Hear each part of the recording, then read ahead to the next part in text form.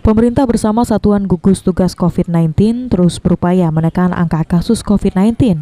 Salah satu upaya dilakukan dengan menerapkan pemberlakuan pembatasan kegiatan masyarakat atau PPKM. Dari hasil evaluasi, Palembang sebelumnya berada PPKM level 4, kini turun menjadi PPKM level 2. Meski mengalami penurunan level, namun petugas masih menemukan pelanggar protokol kesehatan sebanyak 628 warga. Pelanggar yang banyak ditemukan tidak menggunakan masker. Oleh petugas, ratusan pelanggar protokol kesehatan tersebut sudah diberikan teguran lisan maupun tertulis. Diharapkan masyarakat menyadari pentingnya menggunakan masker sebagai upaya mengendalikan COVID-19.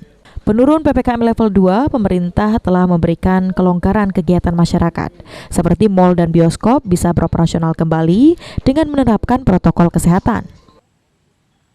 Bukan, masyarakat juga sudah mulai berkerumun. Ada nggak himbauan-himbauan kepada pihak pengelola mal? Ya, yang pasti pihak mal harus tetap menerapkan protokol kesehatan 3M dan memastikan pengunjung memang sudah divaksinasi, dibuktikan dengan sertifikat elektronik maupun manual. Jadi karena kalau sepertinya ya, kalau saya pribadi Peduli Lindungi itu nggak semuanya online, jadi cukup manual bisa juga diterima. Apakah artinya ini kita juga mendorong harus ada yang wajib kartu vaksin mungkin ya? Betul, ya itu bagus.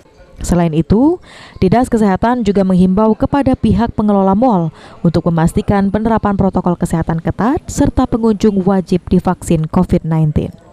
Abidin Riwanto, PAL TV.